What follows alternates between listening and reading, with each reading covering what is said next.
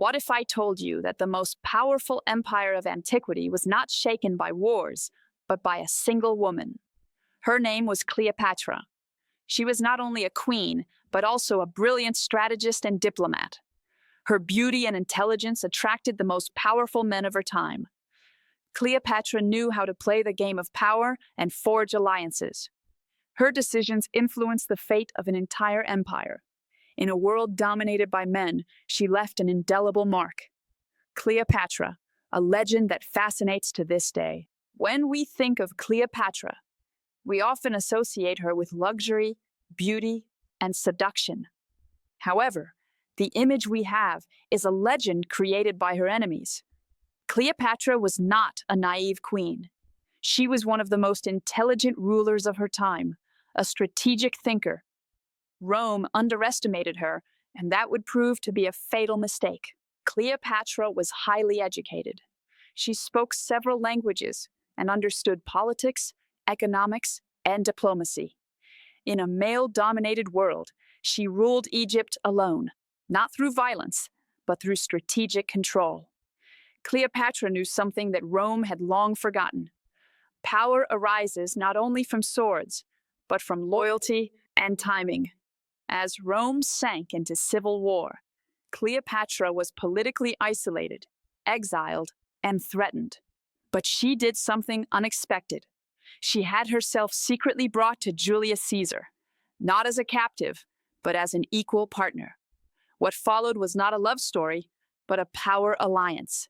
Caesar gained stability and resources, while Cleopatra regained her throne. Rome gained Egypt, and Egypt gained time. Caesar was murdered. Rome fell apart. Power struggles shaped the Republic. Cleopatra knew that hesitation could cost everything. She chose Marcus Antonius, not out of romance, but out of calculation. Together, they controlled the east of the empire, enormous wealth, and loyal armies. For the first time, Rome truly began to tremble.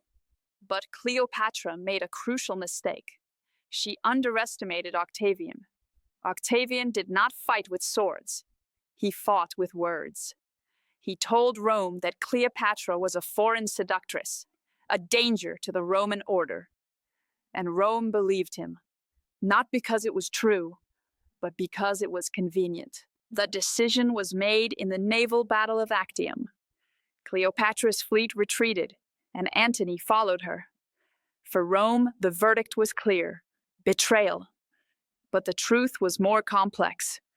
Poor decisions, bad communication, and political isolation shaped the situation. In this decisive moment, their dreams shattered. Cleopatra knew what awaited her. She would not allow herself to be paraded as a trophy through Rome. Her death was not an act of despair. It was control. With Cleopatra, the independence of Egypt and the last great queen of antiquity died. Rome had triumphed. Cleopatra was not a seductress. She was a strategist. But history was written by her enemies. Thus, she was reduced to her appearance, not her intellect. Perhaps she was not dangerous to Rome because she was a woman, but because she understood how power truly works. In the next video, you will learn about a man who knew his end was near, and yet was ready to accept it: Julius Caesar.